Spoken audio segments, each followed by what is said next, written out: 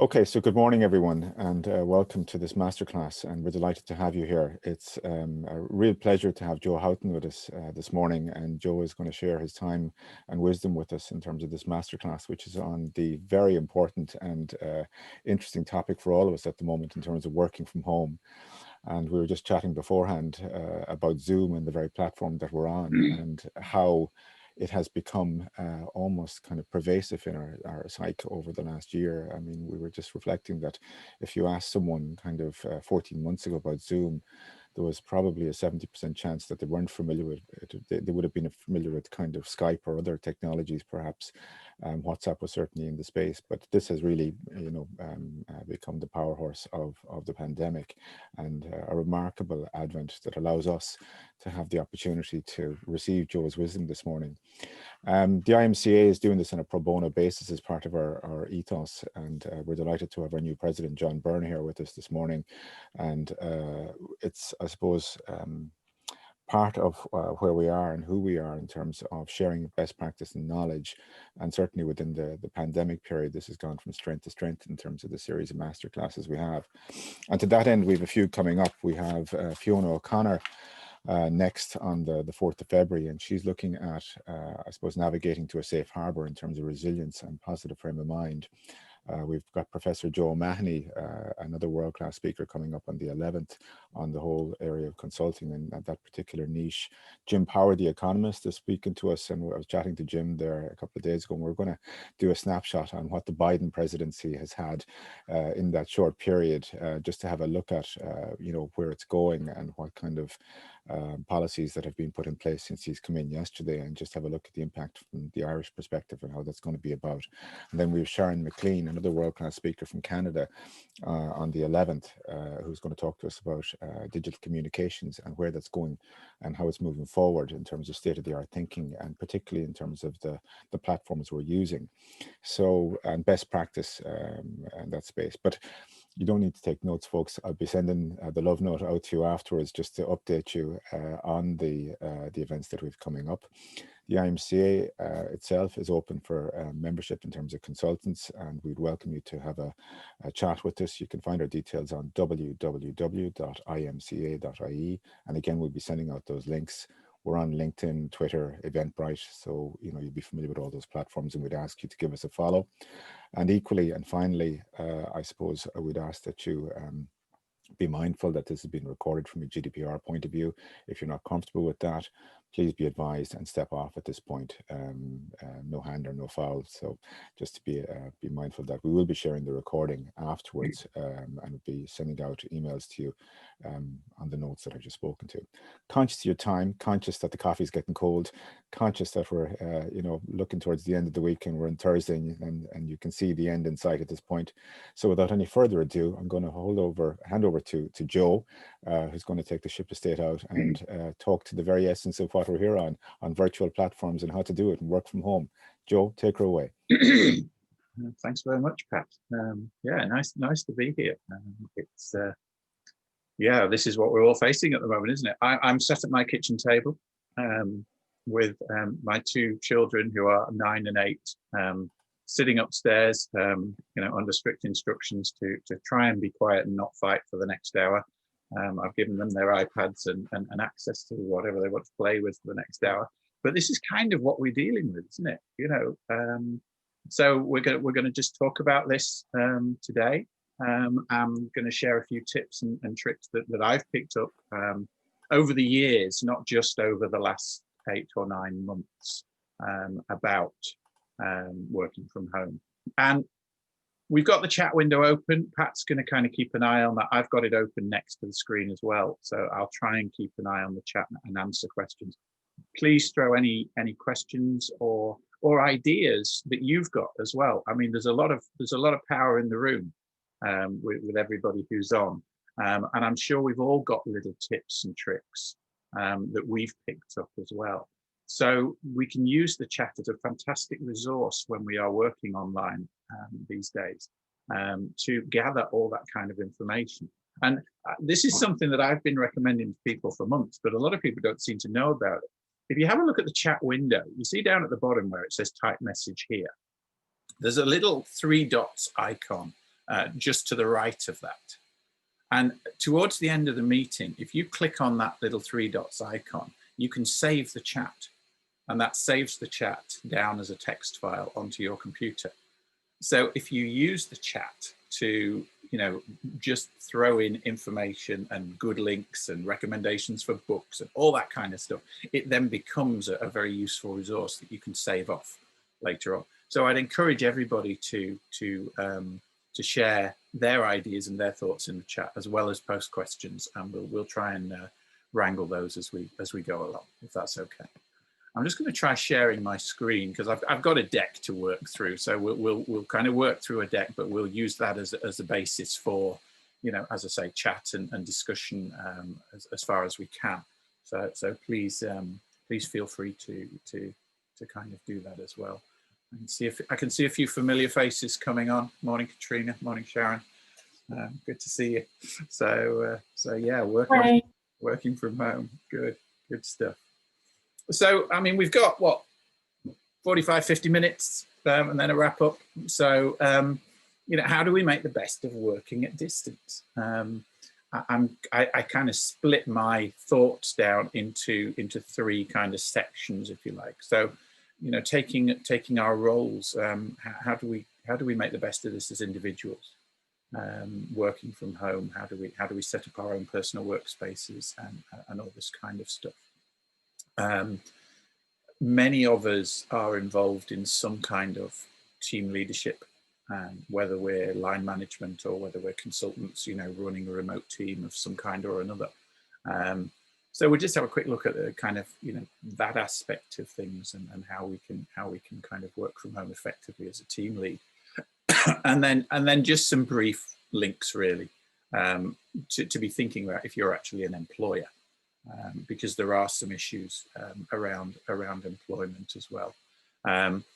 I kind of reached out to a couple of people I know. I see Voltage have just come on, so I don't know who's on from Voltage, but anyway, they sent me a little PDF of some of the tips that they share as an HR kind of consultancy, and I'll pass that on to Patrick, and he can make that available to everybody as well. But as I say, throw your ideas into the chat as well. So hopefully we'll give you some ideas and some resources by the end of today. It was terrifying a bit when Pat kind of called me a few weeks ago. Hi, Joyce from Voltage. Great, good to see you, Joyce. Hi. It was a bit terrifying when Pat rang me up and said, Joe, we would like to run a masterclass on working from home. I mean, talk about putting the pressure on. I don't know whether this is going to be a masterclass or not. It's just going to be me sharing some thoughts and ideas about how I do it. But I have been working from home for effectively about 20 years. The last time I can remember having a formal office that I used on a regular basis was, I think, probably about 1992, 1993, when I got my first European role, and I handed back the keys to my office at that point. And spent 20 years on planes and trains and automobiles, and even now, I mean, most of my work is done from home. Even though I teach up at the Smurfit Business School, and I'm a management consultant, and all that kind of stuff. Basically, home is the base. So I am an experienced online worker and educator. When the kids were growing up, and they're 9 and 8 now, we spent quite a number of kind of years, about half time in Africa with my wife's parents, as Penny's mum was sick and eventually died. And for those summers, I was using Skype, and I was doing management consulting to clients in Ireland and around the world via Skype. So Zoom is maybe easier, perhaps, than a lot of these other tools were, but the tools have been around for a long time. And more than me have been using them for a long time as well. And you can do a tremendous amount through these tools. So as I say, I have this kind of portfolio career. I do a bit of consultancy. I run the Masters in Project Management up at the Smurfit Business School. I co-wrote that program back 15 years ago and have directed it ever since. I run a photography training business, and through COVID, have built out a side of that business doing club photography talks all around the world. I'm doing 3 or 4 of those a week at the moment. So although this has been a very strange experience for us all, and we're now all having to figure out how do we work from home, and how do we wrangle the kids, and homeschooling, and juggling the internet connection, and all that kind of stuff, you know, I think it is doable if you organize yourself, and if you kind of look ahead a little bit. But you do have to do some work to set your home up to become an effective workspace. So hopefully that's what we're going to kind of talk about today. So this thing about remote working, and Pat said, you know, the IMCA and myself as well today, this is pro bono, you know, and it's kind of a little bit of giving back. I think just trying to help everybody skill up. So that's the idea of today. This came out last week. Don't know whether you kind of caught sight of it in the news. The new national remote work strategy for Ireland was published, and now proposals to be delivered by the end of the year. Proposals to be delivered by the end of the year. So you know, when this actually takes effect is unknown at the moment, but it's symptomatic of a wider movement. In France already, for instance, there is a right to disconnect. There are, you know, legal limits imposed now on workers in terms of when they have to be online and when they don't have to be answering emails or, you know, taking phone calls and stuff like that. I think the last 6-9 months has very much focused attention on the fact that we're probably never all going to go back to the office. So some of us will be working from home permanently. Some of us will be working from home on a, you know, number of days a week basis. There's a lot of people who have realized they don't want to commute. I certainly hate the commute when I have to jump in the car. So things like remote working hubs are going to become a thing, even if they're not already. And that's going to give us some interesting possibilities. I think even now we're still in the honeymoon period of working from home around things like tax issues, and that's one of the reasons I reached out to Joyce and Federica and Ingrid at Voltage, because they, you know, they deal with HR issues and they're advising people all the time. So things like tax issues, insurance issues, yeah, personal liability and work liability, all that stuff. I mean, if you go back to the legislation, just because we're now sitting at home at a kitchen table, doesn't obviate the fact that as an employer, there are liabilities and there are things that you need to, you know, make sure your people are still safe, and that the equipment that they're using is fit for purpose and all that kind of stuff. So there's going to be a big review of all that stuff. And if you are working from home, either as an individual or as an employer or as a team lead, you need to look at that stuff. And I would suggest sooner rather than later, because I think I would be surprised if this year we don't see a slew of cases of people bringing actions for all the stuff that has happened at home, which otherwise would have happened, you know, in an office environment, perhaps. So I've given the link there in the slide deck to the that strategy document. And we will make the slide deck available.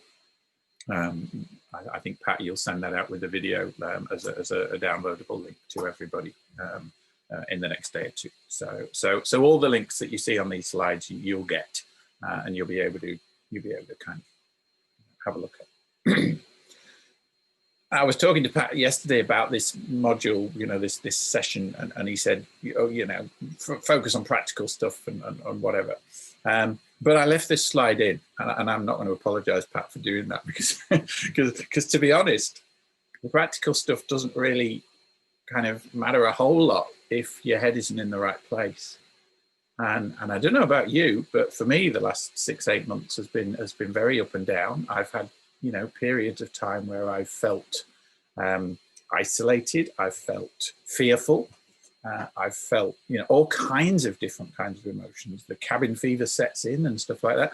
And I consider myself to be very lucky because I have a wife and 2 kids and, you know, a relatively as far as any of us have a relatively normal home life, if you like.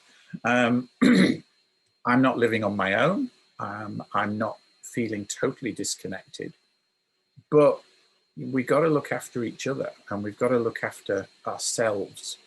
And I think we've got to, one of the things with working from home is pre-COVID and post-COVID are different worlds. You know, most of the time we didn't have the kids at home. We didn't have multiple needs to perhaps use the computer. You know, if Penny's got a client, she's a psychotherapist, then at the moment she's doing most of her client work online. So maybe we've got to come off the internet while she does the client to make sure that the Zoom call is nice and solid. A practical tip that I would encourage everybody to look at, if you can, is upgrade your broadband. I upgraded my broadband last month. I went from 150 meg. Now I'm in Lucan, you know, so we've got good access to fast broadband, but I signed up for the Vodafone 1 gig, 1 gig broadband. Lucan's a part of the country, you can get that. But now that we are so dependent on the internet connection, if you haven't thought about upgrading your internet connection, now's probably a good time to do that. And when you upgrade your internet connection, you know, they will give you a router. They will give you a box that plugs into the wall and then, you know, gives you Wi-Fi and stuff like that. Just be aware that the standard routers that the internet companies give you are fairly basic routers. They're okay, but they're not the best. So if you actually want more Wi-Fi capability around your home, then you might also look at buying a better router with more power to broadcast, and mesh systems as well.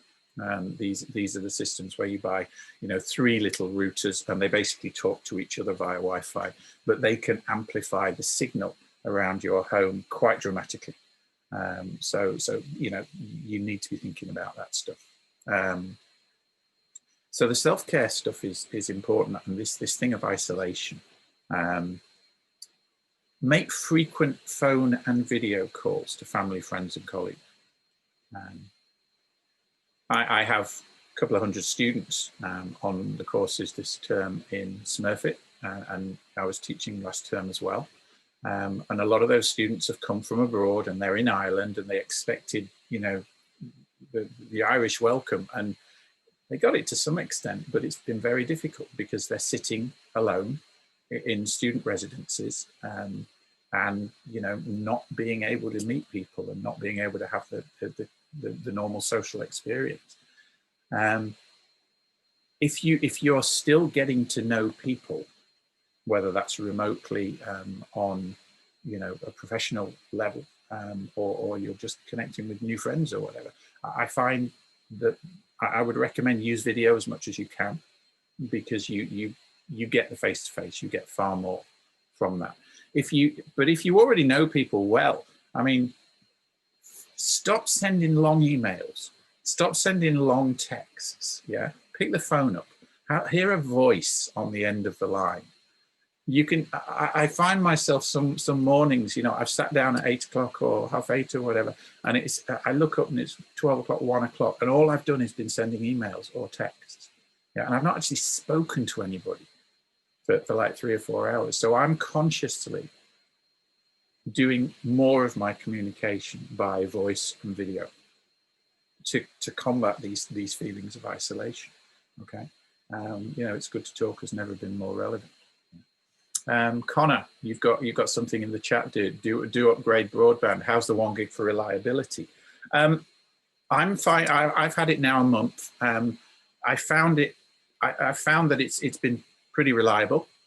We had one little downtime a couple of weeks ago for a couple of hours. But apart from that, but what I have noticed is shooting up the broadband. We did get a new router, and it's probably a better one.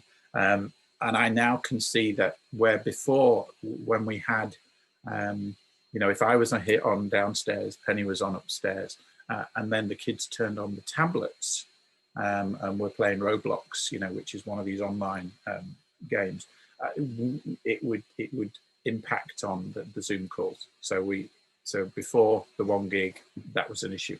Since I put the 1 gig in and we got the new router, we can be on 2 Zoom calls and the kids can be on the remote devices, and we're seeing absolutely solid connections. So that's something to think about. But that's just me.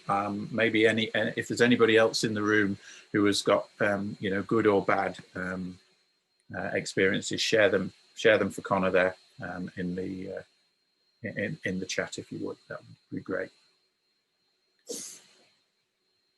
Probably, given that this is an IMCA session, we've probably got a good number of consultants on the line. So, one of the things you should do is just kind of explore with your clients or the people that you're working with your current situation. Okay, so what are the constraints that you're operating under? And I think everybody is kind of open to the fact that we are operating under constraints at the moment, that we are sharing a space with other people, that there are calls on our time. I mean, it's to my shame that I have to admit that up until this week, I had largely let Penny take on the burden of dealing with Danny and April and the homeschooling stuff. I normally was upstairs working in the mornings. Penny came down and was wrangling their homework. This week, she's had a thesis to get in, a final draft of her thesis. So I've basically been doing the morning shift, and it's been difficult, to say the least. I thought I would be able to bring my computer down and pop it on the kitchen table in the middle of them, have Danny on my right, April on my left, and just sit them down and get the homework done, and they would sit quietly and do it. Yeah, little did I know. So if that's your reality, then you need to kind of share that with your clients and try and organize a pattern for work and for the day and for work delivery that is doable without totally stressing you out, that allows you to address your other required kind of deliverables, whether those are personal or family or whatever as well. The third point I think there is really important about asking for clarity. Assumption is a very dangerous thing. And I think that open communication and open sharing of, right, well, these are my current challenges. Okay, what are your expectations from me? What are the things that you must have from me, and at what time of the day or the week or whatever? And what are movable feasts, that kind of stuff. Okay, so I think just opening up that conversation is incredibly valuable when you are dealing with other people. Whether those are clients, whether those are managers, whether those are colleagues, whether those are co-workers that you're working with, on a team or whatever. Don't assume that everybody is in the same boat as you are, because nobody is. We're all in very, very different home situations. Do you have a challenge over kit? Okay, so share those challenges, technical, kit, connection, supplies, backup options, stuff like that. What would happen if your computer died tomorrow? Do you have another computer in the house? If you have another computer in the house, is it 3 years since it's been turned on? Okay, so if this computer blue screened on you and everything died, have you got your main applications loaded on a spare machine, so that you could switch over within an hour or two or whatever? Okay. Do you have all your data backed up? Okay, so have you got a Dropbox account or a Google Drive account or a Backblaze or something like that, where all the data on your computer is constantly being backed up to somewhere else? And just having a USB drive that every now and then you plug in and physically do a backup ain't good enough anymore, okay? Because you forget to plug those drives in. So if we're working from home now, and certainly as professionals, if we're working from home, one of the costs of doing business from working from home is to subscribe to some kind of an automated cloud backup system.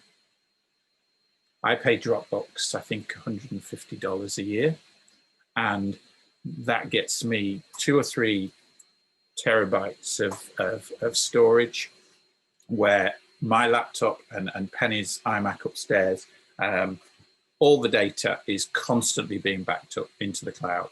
And if one of our machine dies, then I can just log on from another machine into Dropbox, and all my work is up there. Okay. I also have a Backblaze account, which is doing exactly the same thing. So that's cloning basically both those machines up into the cloud on a constant basis. I don't have to worry about losing my files. But at some point, one of your computers will die and you will lose files. And that's unprofessional these days, and it's not really acceptable. So you need to be thinking about this stuff. Okay. Yeah, well, you know, that's a really interesting point, Brian. It's not just the connection that we need to be aware of. Okay. You know, so have a backup for WebEx or for Zoom or for Teams. Yeah. So don't just rely on one setup. Did any of you get affected in recent weeks by the Google Drive outage? When was that? I think it was just before Christmas, wasn't it? I can't remember quite when it was, but for like a morning, Google Drive was down. Yeah, and what I had a number of quite important spreadsheets that I was working on at the time, and for those 3 or 4 hours, I just couldn't get to them. So if you have stuff that you're working on and it's only online, make sure it's also synchronized locally onto your laptop, so that if your online connection fails or the service goes down, and I mean, who would have thought that Google Drive would ever go down? You know, I kind of like assumed that it wouldn't, but it did. So again, you've got to kind of plan for these worst cases. And Connor's put in the backblaze.com link there. Yeah, I highly recommend Backblaze. It just sits in the background. It's very, very low maintenance in terms of the bandwidth that it uses up. But anytime you make a change on your machine, it just squirts it up to your Backblaze folder. And you can go back and restore a whole machine or just one file or whatever remotely. So very, very good service. Your home working space. So let's get practical. It's always interesting seeing where people are on the Zoom call, isn't it? You know, I've got a few people. We've got Pat there, you know, and he's got his bookshelf behind him, so he's got a study area or whatever. And stuff. I can see Ferret in there. Similar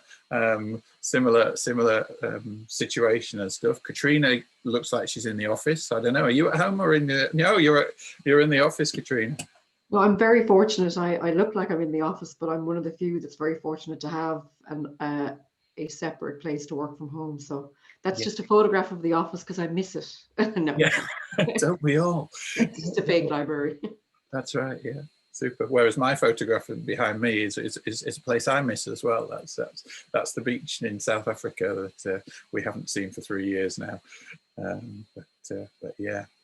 So if you can, and that's a big if, isn't it? Because we can't all.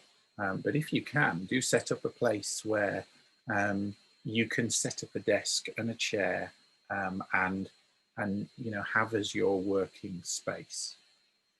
Ideally in a room where you can close the door. You know, that's a very aspirational room, isn't it, on the slide? My rooms don't look that clean and uncluttered, I tell you. One of the things you also need to think about, and it's really, really important, is what's behind you. Because the camera is pointing at you. So a lot of people just think about the workspace and they look at a workspace from the point of view of looking at the workspace. But almost more important these days with Zoom is what's behind you. So what you do not want behind you are windows.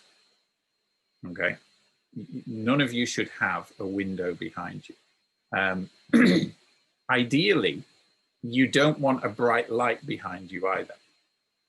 So just scan the people who have their video on at the moment on the Zoom calls, okay, and just pick up the people who, when you look at them, yeah, there's distracting elements in the background. And very often a bright light is a distracting element. So sometimes all you need to do maybe is just shift the laptop round by 90 degrees so that you're not pointing at, you know, that bright light or that window or whatever it is. Sometimes you may need to change the angle of the laptop, and I'll show you a little thing I bought recently for doing that sorts that out. But really think about that stuff. Give yourself a big enough space that you can work effectively. I mean, but you know, not everybody's got the space to go and buy a big work desk and stick it in the house. So you may have a smaller one, but then maybe you can get an under desk set of drawers or something like that, and tidy up that area, because you're spending a lot of time now at the computer in this area. So make it a pleasant place to be as far as you can. Okay. It should be well lit, ideally with natural light. If not, then you're going to need to get some lighting, and we'll talk about that in a minute. Make sure you've got a decent chair. Now, you know, do what I do, not what I say. Isn't that how it goes? I'm sitting on the kitchen chair at the moment, at the kitchen table. And to be honest, quite a lot of my time is spent there, and it's not good. It's not good for my back. And I really should get a better chair that I can use while I am sitting in the kitchen if Penny's got the study upstairs.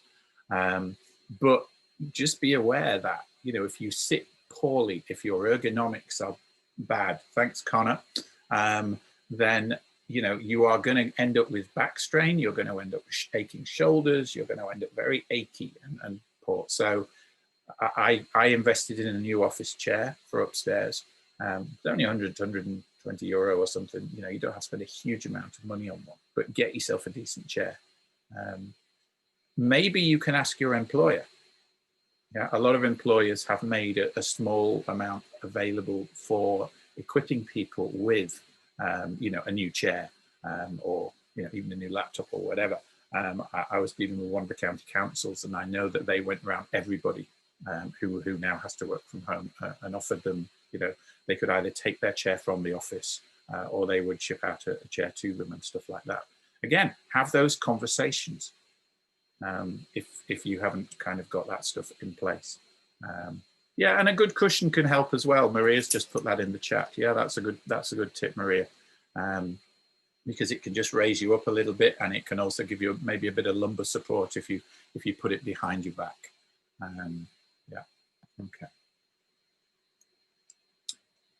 Is your equipment up to the job? Is your home computer up to the job? Are you being asked to use your home computer? I think a lot of employers have now realized that, you know, they need to kind of do something about this. A lot of employers have allowed people to take their laptops home, their office laptops home, or they've shipped the computer from the office to your home and stuff like that. But if not, then again, that's the conversation to have, because maybe, you know, your home stuff needs to be kept separate from your work stuff, or is underpowered, or is old, or whatever. The third point here is one of my most important tips that I'm going to give you today. And it's one that I kind of never really thought about because I'm an ex-IT manager. But if you possibly can, run a direct Ethernet cable from your router to your computer. Okay. If you do that, and you can go online to, you know, elara.ie or one of the kind of Irish suppliers, I'll put that in the chat. Elara, they're the guys I use. They're out in Park West. Just order a, you know, 10 or 20 meter or however long it needs to be to run from the router to wherever your computer is, Ethernet cable. So this is the network cable. And you basically just plug one end into the router, and then the other end will normally go into the laptop. Now, if the Ethernet cable, your laptop doesn't have a port for an Ethernet cable. I mean, my MacBook doesn't have a port for an Ethernet cable, for instance, but I just bought a little dongle with a lightning connector at one end and an Ethernet RJ45 port on the other end, and then you're good to go. The benefits are that if you're on a cable connection, you're basically on full speed. So whatever your internet connection is coming into the house, that comes into the router, and then get squirted straight down the cable. And as long as you've got either Cat5 or Cat7 cabling. So I just buy Cat7, okay? It's a little bit more expensive, but I mean, you're only talking another 10 or 15 euro or something. Just buy a Cat7 cable. That'll give you gigabit Ethernet speeds. So basically, whatever speed you've got coming into the house, you will get to the computer. Whereas, if you work on Wi-Fi, you can expect to get, at best, half to a third of the speed coming into the house will get to you via Wi-Fi. So it's a much slower connection. And also the problem there is, you know, if somebody else turns on the iPad or another machine in the house that's using Wi-Fi, now you're competing with those other Wi-Fi devices for that limited bandwidth. Once you plug into Ethernet, you're not competing probably with any other devices. So that can make a huge amount of difference. And whenever I'm on an important Zoom call, I make sure that I'm on an Ethernet connection. Okay.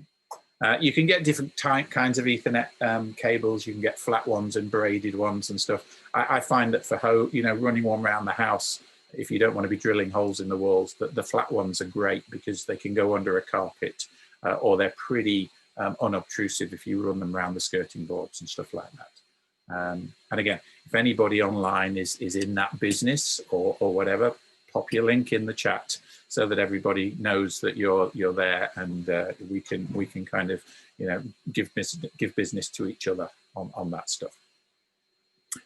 Using two screens, I would highly recommend that you get a second screen if you can, because it really is a productivity enhancer. It gives you more screen real estate. You can have, you know, your email up in one and Word in another, open in another part of the window, and then on the main screen you can have Excel open or whatever. I find it's invaluable. A little trick though, flat screen 4K TVs are a lot cheaper than big monitors. Okay. Last Black Friday, I went online. I spent €250 on a Toshiba 42-inch flat screen TV, and we mounted it on the wall of the kitchen in a little alcove space that we've got. So I'm on the kitchen table with my MacBook in front of me, and then just above the MacBook is the bottom of the 4K TV looking at me. So I've got this huge big screen as well, and it's absolutely brilliant. And it's a lot cheaper than buying a full-on computer monitor. You probably also need to then buy some kind of a stand, a VESA stand, if you're going to mount it on the wall. But the TVs are so light now that that's just not an issue. If you do get one of those wall-mounted stands, get one with an arm. Okay, and that allows you to move the screen to whatever angle you need to be at.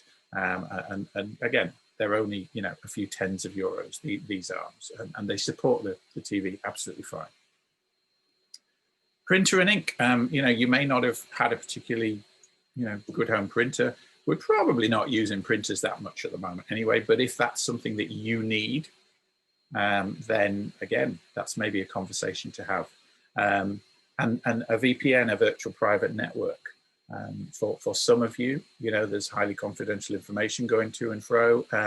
It might be worth investing in a VPN subscription where your traffic then is encrypted and stuff like that. So your IT department should be able to help you there.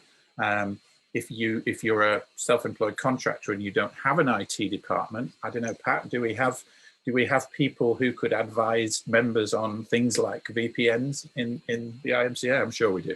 Yeah, we do, and we'll be putting up those links afterwards for tips and tricks. So yeah, fantastic. That's good.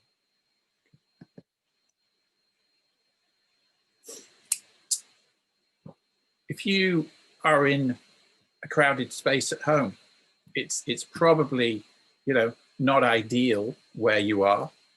You're not in an office environment. So you've got kind of two options. You've got a physical background or you've got a virtual background. So a physical background, you can hang a curtain behind you. You can put yourself facing, you know, with doors or something behind you, a neutralish background or whatever. I'm in my kitchen at the moment, yeah, and it's you know, it's not what you really want to be having as a background. So I'm just going to turn my virtual background off. Okay. So there's where I'm sitting at the moment. And you can see all the pots and pans and stuff, and that's not really what you want, is it? So what I have is I have a set of virtual backgrounds set. So when I'm doing my Smurfit teaching, that's the image that I put up on my Zoom call. I've just opened up the Zoom settings here so that I can change them, okay? And I've got 2 or 3 kind of backgrounds that I can use for that. If I'm doing some kind of training for Irish Times or whatever, then that's the background I use, yeah. And then if I'm doing one of my photo club talks or whatever, I've got a number of backgrounds that I've set up that I can use for that, okay? So that's a little trick. You know, set up a background for Zoom, and it's just an image. And then if you don't know about these virtual backgrounds, if you have a look at Zoom and where it says stop video, there's a little down arrow next to stop video on your Zoom call. If you click on the down arrow and then go to choose virtual background, yeah, then you get into a little dialog settings box. And there's a few virtual backgrounds that Zoom provides, but you can click on that little plus sign over on the right of where it says virtual backgrounds, and you can upload your own images. So just put together an image and you know, your logo or whatever on the image, and then upload that image, and then you can choose it as a virtual background. Now, it doesn't work for everybody. Pat, do you want to share your little story about why you don't have a virtual background?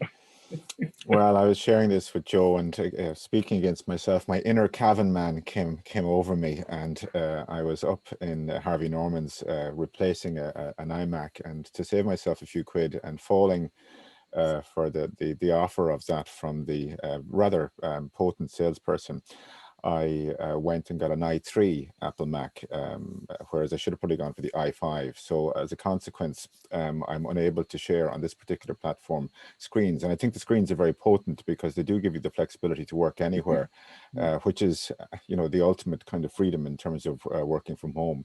But as I said, my inner Cavan man overcame me. And because of that, I am unable to share screens, but I'll live and learn.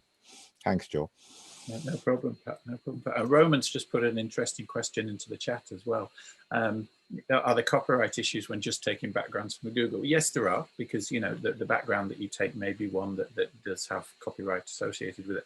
But if you do a search and you go into the kind of search settings in Google, you can find royalty-free images. Okay, so royalty-free images have been made available, and you don't then have to pay to use them. So if you just search for royalty-free images, then you would be okay to use that. Or as Katrina says, and that's what I've done. I mean, all my backgrounds are my own photos.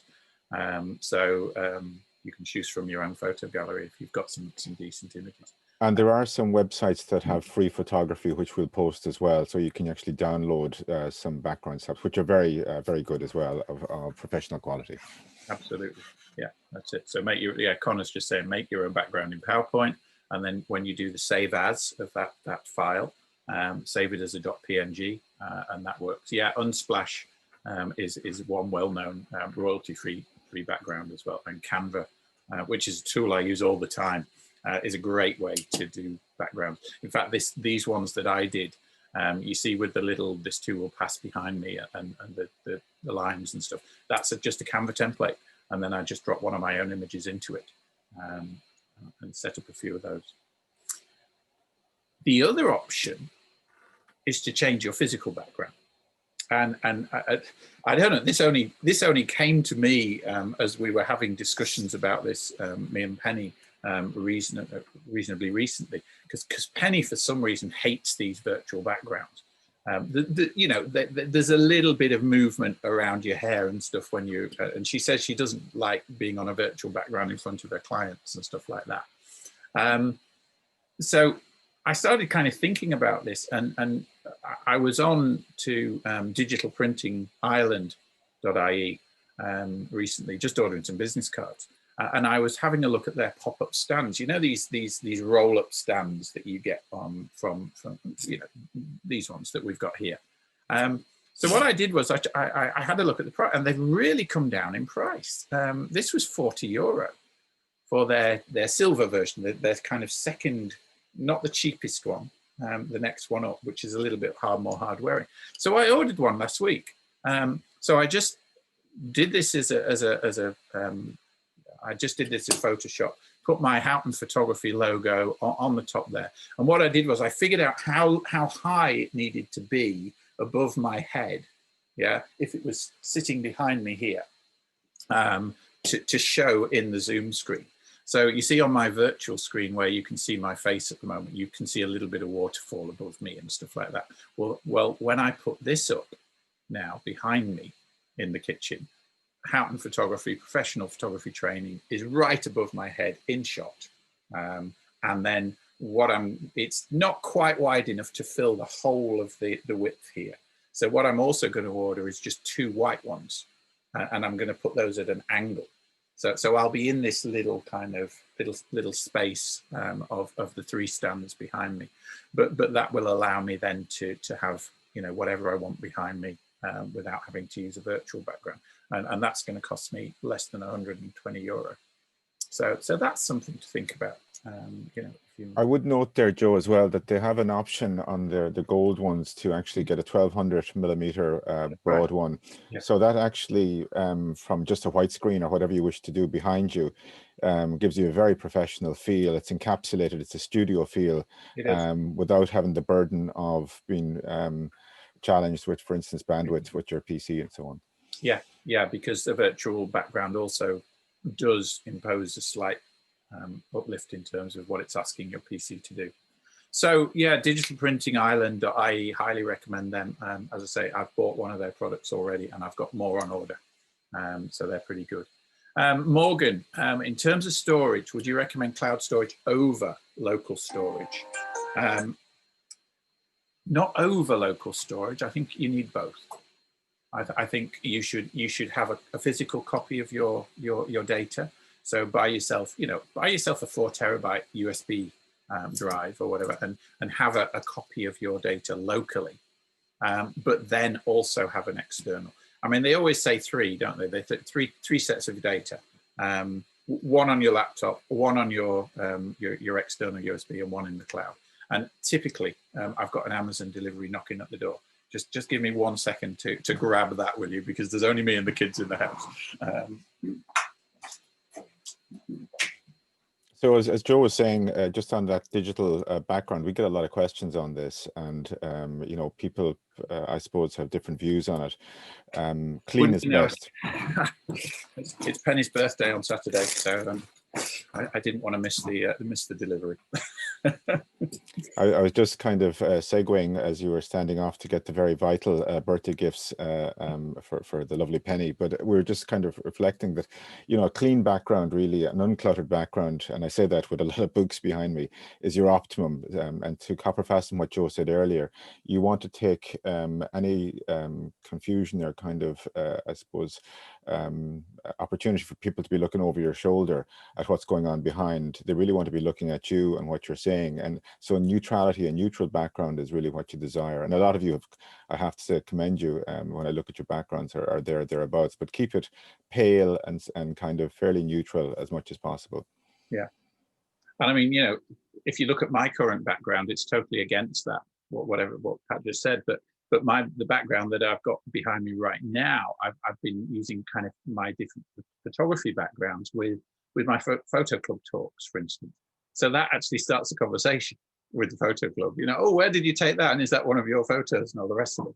So you can use your branding and stuff like that. Yeah, okay. What's this one? Brian, yeah, the International Court of Justice came across the door in the photograph, the party room label, but it can raise a smile. Yeah. So, you know, you can use these backgrounds. I use them in class as well. Sometimes if I'm teaching a class or whatever, I will actually set up a set of different backgrounds. And as I'm moving from topic to topic, I can actually use the backgrounds to kind of ask questions. of the students, or prompt a response or something like that. So you can actually get quite creative with the use of these backgrounds and things. You got to think about your presence on screen. Okay, so don't have bright lights behind you. You should be lit from the front, ideally.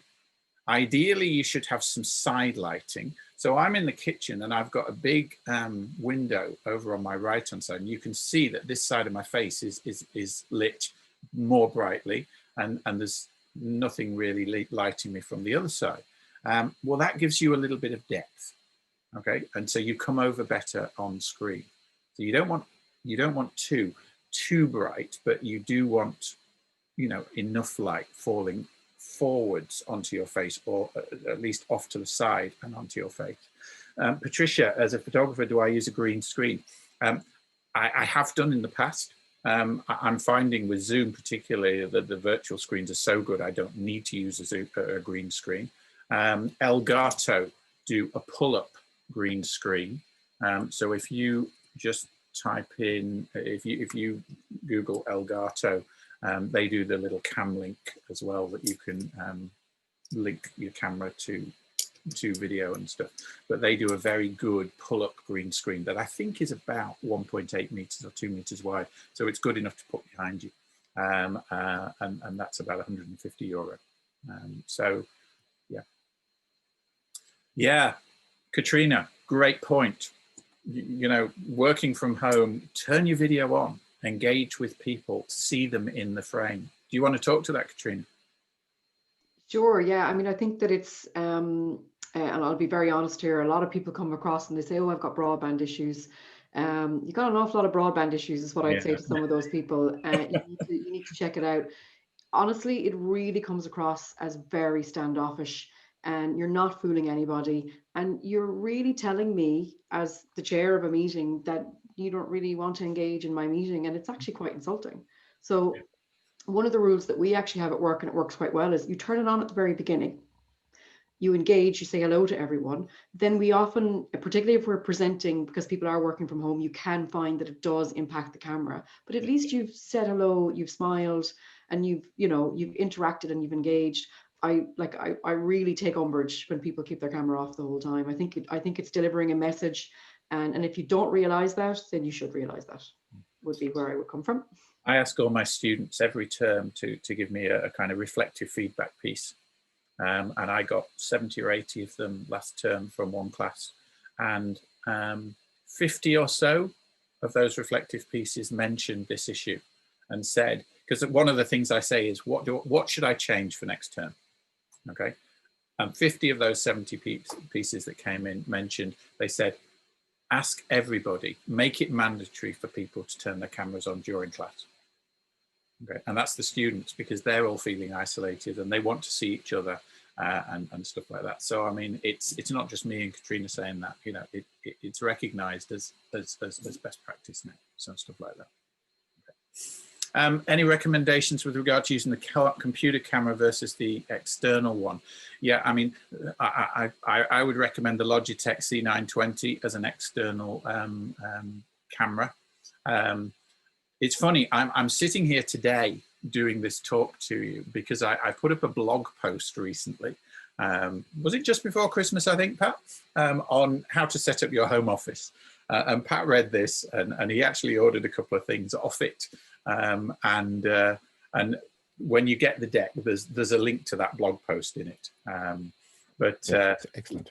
One of the things I put in there was get yourself a decent camera. So sometimes the laptop cameras are a little bit iffy. Little super tip on that: every now and then, just give it a wipe with a cloth or your thumb or whatever, because it's amazing how mucky our screens get. And sometimes the poor picture is just that you've got a bit of oil or something over the camera on the laptop. So a couple of dimmable variable LED lights to light you from the front, and a decent webcam will make a tremendous difference. Okay. So that is quite useful. We're kind of almost on. Yeah. Oh, let me just this last slide, and then we'll wrap up, Patrick. My best purchase of 2020. Yeah. And it's funny because Pat ordered one of these as well, and I've bought these for colleagues and stuff like that. This is a little openable laptop stand, so you can see how tiny it is. I've got my virtual background on it, you can't see. So it's a tiny little thing. I mean, it's the width of like 6 pencils. Something like that, and it allows you to angle your laptop up, which raises the height of the screen. So then you become the camera at the top of the thing is at eye level. I think it's 15 or 20 euro. I think that's actually an excellent tip as a really good bit of kit. If you do nothing else, I would strongly urge you to get that, because you can take it anywhere with you. It's literally, I don't know if you can see here, that's what it comes in. So it's highly mobile. Yeah. You can throw it into your bag, and you've got a very good, even from sitting up and kind of back pain and stuff like that. You're in a chair all day at the moment doing Zoom meetings. This is very helpful. And if nothing else, I would highly commend you to have a look at that. Joe, you should be on commission for those guys at the moment. You're pumping out so many of those. I wish I was. There we are. There's the link to that Substack. That's my blog, and that's the article setting up the home office. So have a look at that, because there's some good tips for kit in there. No, you don't need a separate keyboard. The keyboard is angled slightly, but I actually find it very, very easy. I've got a MacBook Pro. And even at an angle, it's very easy to type on Room. So yeah. Excellent. I'm conscious we're kind of out of time. Well, Joe, perhaps if I could maybe just, there'll be a few questions coming in, and we'd ask you now, folks, just to put them into the chat box. But one of the things, just in terms of sound, for example, okay, maybe we could just touch on that, because I suppose the trifecta of questions that we regularly get in the Institute is obviously sound and vision. But you've done the vision, and that's very important in terms of webcams, and the prices come commensurately down. I'd also probably note within that, to go for a 1080 kind of level, if at all possible, go for the higher spec in terms of your don't webcam. Go for 720. You need HD. You don't necessarily need 4K, although 4K will allow you to switch down to 1080. But get a webcam that's 1080 compatible. But on the sound side, it kind of depends on the microphones in your laptop or your computer. But most of the time, I would recommend getting a USB microphone. So I use a little Blue Yeti Snowball. Okay, so Blue Yeti Snowball. You just Google Snowball. They're about $90 or thereabouts, but they're a good investment. 90 euro. But the thing is with certainly with Zoom, what I find is if you get a USB mic as opposed to one with a 3.5 jack. Okay, if you get a 3.5 jack. That goes certainly into my MacBook, into the headphone socket. But what that does then is it shuts down the computer speakers. So now I can't hear anybody on my Zoom call unless I plug in external speakers. So a USB mic gets around that problem. So it'll give you the microphone, but it doesn't then affect your computer speakers. So that's just a little trick that I found, because I also have a little lapel mic with a 3.5, but it's not good for Zoom calls. But a decent mic will generally improve the audio quality. So if you're going to record, like a podcast or a series of webinars to clients or for other people, an external USB mic would be what I'd recommend. Yeah. And equally, I'd probably say to most of you that the headphones, which, for example, I'm using are probably 7 or 8 years old. They're an old iPhone set of iPhones, but they're perfectly good, and the quality of them stand the test of time. Yeah, those little earbuds work as well. It's worth investing sometimes in a set of headphones with a speaker on them to just go that extra mile. They may not look the most beautiful in terms of, now clearly I'm not challenged in that space, because my beauty will not be enhanced, good, better, and different, but they're probably worth investing in terms of that. So just 2 other observations in terms of that, Joe. We've a few questions come in kind of email wise, just in terms of procurement on this side, because of the issues with Brexit and the UK, and a few of the suggestions we got in was about Amazon.de. And just buying yourself over, moving from Amazon.co.uk, which a lot of us are defaulted to automatically, Yes. and moving over to the DE. And I suppose the tip I would say to you is, yeah, absolutely do that. But further into that is they've got a dongle on that you just hit and go for the English language variant of it, which is perfect and very powerful. And I've got some stuff, they're coming in within a 48-hour window. Whereas .co.uk, regretfully at the moment, you know, is hit or miss in terms of whether you're going to get it or not, and you have the VAT implications. So all this product is coming out of the Far East anyways. So whether it comes out of Germany or the UK or America, you go for the easiest one for you at the best possible option. I've switched into DE. Most of the delivery on smaller items is about €8 or €9 from Germany now. So you're paying a little bit more upfront, if you like, on the delivery, but you're not paying that VAT that you will get hit for now from the UK. Yeah. And equally, from a tax perspective, we're not going to go down that road at the moment. We'll do it another time. But you have quite a good regime in terms of working from home, and that's been reviewed by the revenue at the moment as well. Yes. So there will be further enhancements in terms of what you can claim from working from home over and above the €320 a day, which is the standard one. But be mindful of those. Yeah, there's links to those revenue sites at the end of the deck. Yeah. So look, guys, I'm conscious of your time. We've run a little bit over, but it's been really helpful in terms of your sharings, Joe. And this is going to be with us. I don't think the genie's ever going to go back into the box. We're going to be living a hybrid working model moving forward, and maybe be the better for that. We'll reduce our carbon footprint, you know, and we'll also kind of probably have less commute time as well, and maybe better quality time in terms of the level of engagement we have. So the hybrid model will be with us, and we will be doing this particular session again in a couple of months' time, just to see what further learnings we have, and hopefully we'll be out of level 5 at that point.